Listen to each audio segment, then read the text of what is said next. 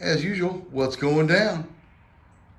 All right, welcome to the new year. It is the first day of the new year. I don't know if it's going to be any better than last year, but we can always hope. But the exciting part for me personally today is we went from the -5 degrees of freezing your limbs off and chopping off a toe or two to a lovely 54 degrees. And it's supposed to be 60 tomorrow. So I am going to finish what I started, get the old two-stroke bike out and see if it'll fire up and see if the seafoam helped it as an addition to, like if you watch my past video, how it helped the four-stroke. And when I talk about the fuel lines freezing, I don't so much speak of the gas and, fuel itself freezing because of the fuel and the colds, but it's the condensation. And wouldn't you know, today is a perfect day to explain to those who don't understand the condensation theory. The condensation theory. All right, now it has been super cold out, and then it got super warm super fast. I don't know if it does any justice, but there's condensation on top of this fuel tank here. I will wipe that off. But if that means, in scientific facts, if there's condensation on the outside of the metal tank, then you know there's condensation on the inside of the metal tank. And then it gets back to cold, bitter cold like it was.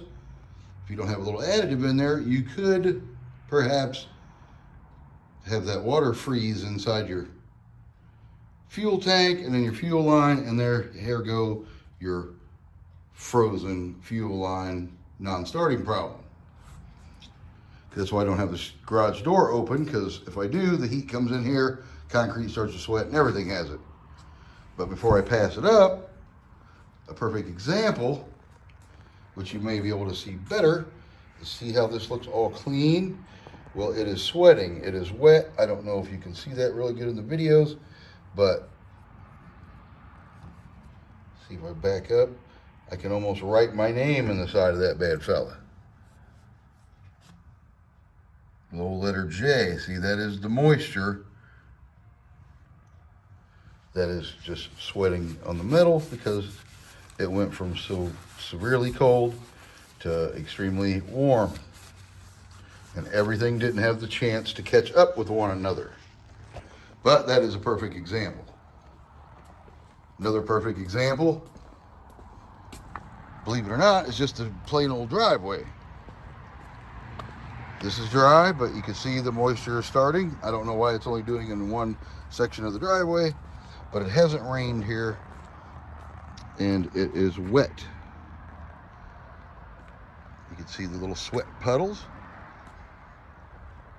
But when I get over to the other side of the driveway, which is, yes, a phenomenon, right about here, it's like a cutoff area where you can see where it's starting to, it's darker over there and lighter over here. And this driveway is bone dry. But that is what I'm speaking of when I talk about the condensation. It gets in your fuel, because if it's in the tank, it's getting in your fuel. I would think the only way to beat that would be if it gradually got cold, super slow, and the water had a chance to evaporate. But in this weather, it is winter time, so it's going to do it rapidly, because nobody was really expecting this 54-degree day on the first day of January in the Midwest, where it's pretty much dead winter time. But hey, I'm not going to complain about that. We're going to get this out and see if Old Orange fires up, because I don't think I've ridden this bike since probably sometime in October. So, once again, enough of my jaw flapping. Let's get this thing out and see if it goes.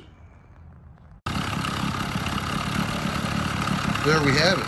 Call it a coincidence, call it what you will, but I was quite surprised. I had to pedal this bike about 3 bike lengths with the clutch engaged. I figured out, man, I'm going to have to pedal this thing like half a block.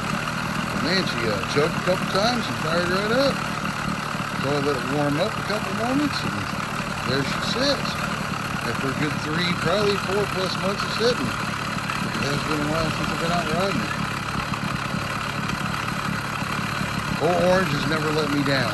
I've had this bike, I think this will be cooking up to 9th year. Same motor, same everything. Take care of your equipment, it will take care of you. Well, other than that, being that it's not super cold out, I think I'm going to try and get both bikes out and get a little ride in so they got a little run time while the weather's nice. What else can I say? I had to put my money where my mouth is, and then I pulled the black 4-stroke out and give it a couple pulls, being it fired up when it was -5. See how long it took to fire up today. Second pull, she's sitting there idling. Now my biggest question is, which one do I take out? But to be honest, I'm going to take both of them out today because they both need a little ride time to keep them flowing for sitting in the wintertime. I think I'm going to go continue this video into yet more video of a little ride around. I might get over and check out this old factory that's supposed to be tearing down. That thing's been up forever. They've been talking about tearing it down forever. Supposedly they're starting on it, so maybe they'll give me somewhere to go for a little ride. So stay tuned if you care to, and we'll go check out a old dilapidated factory. All right, the decision has been made. Taking the 4-stroke out first. Besides, it's a little easier to make videos riding that, and I don't have to operate and fool with the clutch. So I had to air up my tires because they were a little low from sitting in the cold, don't you know? Lucky for me, my taillights still got a little horsepower left. I always ride with them day or night. Anything that helps you see me and not kill me is pretty much my favorite part. And she's fueled up. So, without a further ado, let's get to rolling before it gets dark.